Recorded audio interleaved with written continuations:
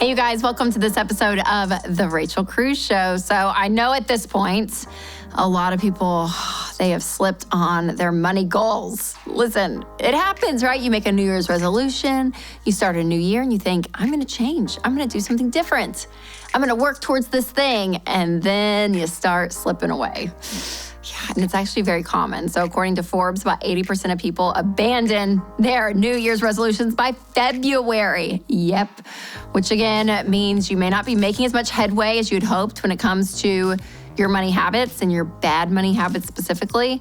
So whether you are, changing your money goals to make it more realistic, or maybe you've just neglected them altogether, you need to know, how can I break my bad money habits? And let me tell you, it is simply a mindset shift. Yes. So the good news is that you still have a lot of time in the year to get back on track, okay? So we're just here at the beginning of the year still. You have a long way to go, but I do want to dig into some strategies that will help you break your bad money habits for good. So first and foremost, you have to take ownership of your bad money habits. So you have to be able to acknowledge what they are to even know what to change. So maybe you say, oh man, I tend to spend money when I'm stressed, or I make a budget, but I never stick to it. Halfway through the month, I just think, screw it, whatever. I'm just gonna do what I wanna do. Maybe it's that you make purchases and you don't want your spouse to know, so you just kind of tuck those shopping bags away. Maybe it's that you tend to overspend at the grocery store every single month and don't adjust the budget. Whatever the money habit is, the bad money habits, you want to be able to name it, and then you still have to take control of your money. So first, you do want to acknowledge, again, your bad money habits, but you have to understand the root of it is that it starts with you. And that first step of controlling your habits is you have to take ownership and say, hey, it is up to me. Now, I know people start life in all different circumstances, right? For some of you, maybe you graduated college with no student debt because you had scholarships or your parents helped pay for it. So you're starting off, life that way. For some people, they have, 6 figures of student loan debt. Or maybe for some people, they grew up in a home where money was never talked about, and maybe, grew up watching really bad money habits, and that's what they have to start off with. They have to break those. For some people, they grew up in a home where money was taught and they knew from a young age how it worked, right? So we all start in different circumstances. And so we can't necessarily take that and blame it. I think it is a purpose to be able to say, hey, this has happened and this is why I am where I am, but still have the belief in taking ownership that you can still change your habits regardless of where you started or where you are, because that's the truth, right? Everyone, again, starts at a different spots, but you have the ability every day to wake up and say, okay, I'm going to change my bad money habits to good. I'm going to make different decisions. So that's a really important part of it. And again, being able to have the awareness of what the bad money habit is and name it and know that you have the ability to change it.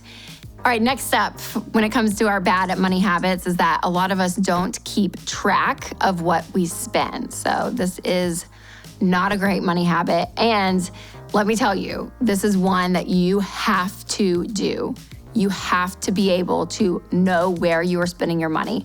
If you have a budget in place, you have to be able to track and know exactly where your money's going to stay on track for your budget. So you need to create that plan, which is your budget. So again, don't worry if you haven't done it before. Listen, there is very simple things you can do. You can download an app, you can do this on a sheet of paper, but it's your income minus all of your expenses, including giving and saving, should equal 0. So every dollar coming in is assigned to a category. You can do that on a sheet of paper.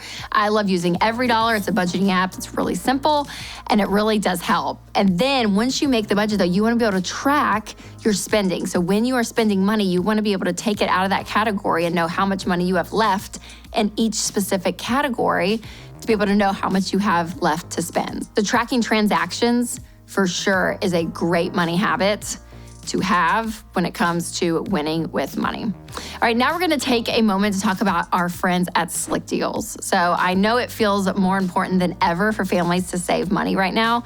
That's why I recommend using Slick Deals to find the best prices. They have a great browser extension and app to help you save on everything from electronics to everyday stuff for you and your kids.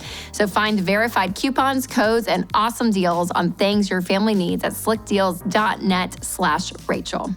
Another way to break your bad money habits is to unpack your feelings and beliefs towards money. So don't underestimate the power of this, you guys. So when you have bad money habits, you need to know, where are they coming from, so that you have the power to change them, to be able to say, gosh, I'm doing this all the time. Why is that? Is that because I saw how my parents, spent money? Is this because my personality? Is this a coping mechanism? Like, when you start to really understand why you do the things you do with money, it helps you change your bad money habits to good. So when you know where your bad money habits come from, then you have the power to change them. So take a moment and just think about, okay, where do my spending habits come from? Ask yourself questions like, what did I learn when it comes to money from my parents and growing up? What did the household look like?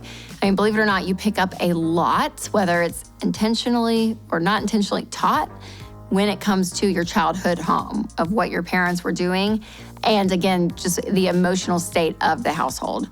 Also, what are you consuming and surrounding yourself with on a daily basis? Because listen, there are thousands of images and ads all over the place, from social media to, even TV, right? You're watching a show. It's amazing how much influence our media has on us. So what all are you putting into your brain? Also ask, what imaginary standard of living are you holding yourself to? Let me tell you, what people just assume today of what life should be like is a pretty high standard of living, and that's not always realistic. To be able to say, okay, it may not look like everyone else, but gosh, I would rather sleep at night and have less stress and pay for things than go into debt for this lifestyle that I'm trying to keep up with. So just some questions to ask yourself. Again, I think it's really important to understand, how you got to your bad money habits first and foremost. All right, last, make sure your money goals are specific and realistic. So when you understand why your bad money habits are keeping you from reaching your goals, you want to look at that and be very specific. So maybe your goal is unrealistic. Maybe there's an emergency that you have to spend money on and you have to dip into your emergency fund. Maybe you're in a time in life where you're strapped for time, and so you're ordering food to your door, or you're finding conveniences. And again, because your schedule is so tight, you're paying for all these extra things. Also, set small, doable goals to help you get back on track. So for example, try tracking your transactions every day for 3 days. Maybe cut your budget by $30. Find these small goals and these small wins to get you some momentum. All right, you guys, oh man, every day we are making decisions when it comes to our money, and that's either gonna take you forward towards your financial goals or set you back. But knowing your strengths, your trouble spots, and tendencies is key to winning with money long term. So take advantage of those. Also, my book, Know Yourself, Know Your Money, make sure to check that out if you're interested in learning more about how to get unstuck from your old money habits. So again, going into your tendencies, how you grew up, your personalities, your fears, your dreams, so much of that impacts how you look and view money.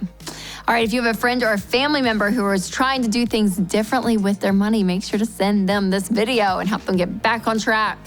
Whether you, again, are reaching your money goals this year, or maybe you've fallen off the bandwagon, but you can get back on, because every single day you get to wake up and make choices with your money. So remember to take control of your money and create a life you love.